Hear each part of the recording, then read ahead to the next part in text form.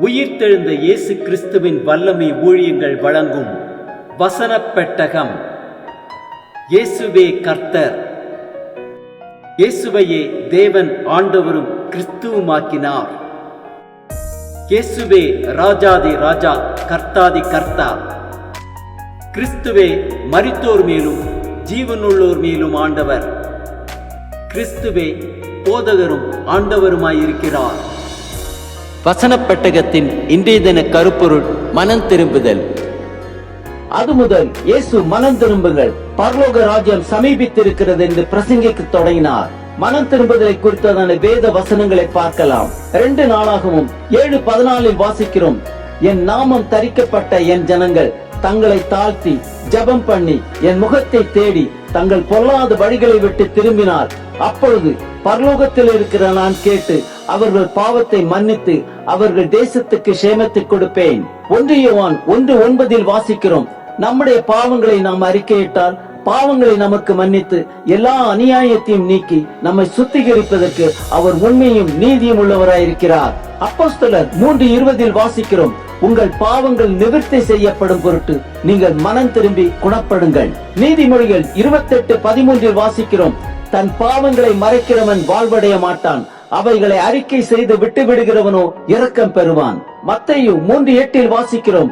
மனம் திரும்புதலுக்கேற்ற கனிகளை கொடுங்கள். 2 நாளாகவும் 30:9 வாசிக்கிறோம்.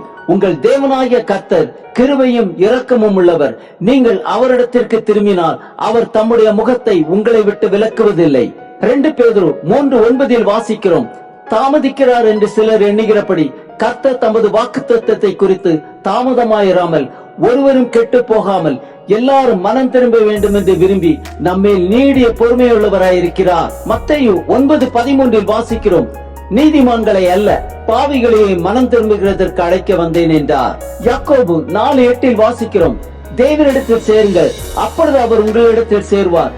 பாவிகளே, உங்கள் கைகளை சுத்திகரியுங்கள், இருமனம் உள்ளவர்களே, உங்கள் இருதயங்களை பரிசுத்தமாக்குங்கள். வெளிப்படுத்தின விசேஷம் 3:19 வாசிக்கிறோம். நாம் நேசிக்கிறவர்கள் எவர்களோ அவர்களை கடிந்து கொண்டு சிற்றிக்கிறேன், ஆகையால் நீ ஜாக்கிரதையாயிருந்து மனம் திரும்பு. யோவேல் 2:13 வாசிக்கிறோம். நீங்கள் உங்கள் வஸ்திரங்களை அல்ல உங்கள் இருதயங்களை கிழித்து உங்கள் தேவனாகிய கர்த்தரிடத்தில் திரும்புங்கள். அவர் இரக்கமும் மன உருக்கமும் நீடிய சாந்தமும் மிகுந்த கிருபையும் உள்ளவர். அவர் தீங்குக்கு மனஸ்தாபப்படுகிறவராயிருக்கிறார். லூக்கா 15:7 வாசிக்கிறோம். அதுபோல மனம் திரும்ப அவசியமில்லாத 99 நீதிமான்களை குறித்து சந்தோஷம் உண்டாகிறதை பார்க்கிறோம். மனம் திரும்புகிற ஒரே பாவியின் நிமித்தம் பரலோகத்தில் மிகுந்த சந்தோஷம் உண்டாயிருக்கும் என்று உங்களுக்கு சொல்லுகிறேன். எசேக்கியேல் 18:32 வாசிக்கிறோம். மனம் திரும்புங்கள், அப்பொழுது பிழைப்பீர்கள், சாகிறவனுடைய சாவை நான் விரும்புகிறதில்லை என்று கர்த்தராகிய ஆண்டவர் சொல்லுகிறார். அப்போஸ்தலர் 17:30 வாசிக்கிறோம். அறியாமையுள்ள காலங்களை தேவன் காணாதவர் போல இருந்தார், இப்பொழுதோ மனம் திரும்ப வேண்டும் என்று எங்கும் உள்ள மனுஷர் எல்லாருக்கும் கட்டளையிடுகிறார். மார்க்கு 1:15 வாசிக்கிறோம். காலம் நிறைவேறிற்று, தேவனுடைய ராஜ்யம் சமீபமாயிற்று, மனம் திரும்பி சுவிசேஷத்தை விசுவாசியுங்கள் என்றார். சகரியா 1:3 வாசிக்கிறோம். என்னிடத்தில் திரும்புங்கள், அப்பொழுது நான் உங்களிடத்துக்கு திரும்புவேன் என்று சேனைகளின் கர்த்தர் சொல்லுகிறார். லூக்கா 15:10 வாசிக்கிறோம். அதுபோல மனம் திரும்புகிற ஒரே பாவிய நிமித்தம் தேவனுடைய தூதருக்கு முன்பாக சந்தோஷம் உண்டாயிருக்கிறது என்று உங்களுக்கு சொல்லுகிறேன் என்றார். லூக்கா 13:3 வாசிக்கிறோம். நீங்கள் மனம் திரும்பாமல் போனால் எல்லாரும் அப்படியே கெட்டு போவீர்கள். அப்போஸ்தலர் 2:38 வாசிக்கிறோம். பேதுரு அவர்களை நோக்கி, நீங்கள் மனம் திரும்பி ஒவ்வொருவரும் பாவ மன்னிப்புக்கென்று இயேசு கிறிஸ்துவின் நாமத்தினாலே ஞான ஸ்நானம் பெற்றுக் கொள்ளுங்கள், அப்பொழுது பரிசுத்த ஆவியின் வரத்தை பெறுவீர்கள். நீதிமொழிகள் 1:23 வாசிக்கிறோம். என் கடிந்து கொள்ளுதலுக்கு திரும்புங்கள், இதோ என் ஆவியை உங்களுக்கு அருளுவேன், என் வார்த்தைகளை உங்களுக்கு தெரிவிப்பேன். லூக்கா 17:3-4 வாசிக்கிறோம். உங்களை குறித்து எச்சரிக்கையாயிருங்கள்.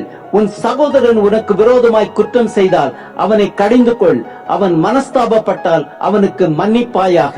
அவன் ஒரு நாளில் 7 தரம் உனக்கு விரோதமாய் குற்றம் செய்து 7 தரம் உன்னிடத்தில் வந்து நான் மனஸ்தாபப்படுகிறேன் என்று சொன்னார், அவனுக்கு மன்னிப்பாயாக என்றார். ஆம், துணிகரமான பாவத்தை விட்டு தேவனாகிய கர்த்தரிடத்தில் திரும்புவோம்.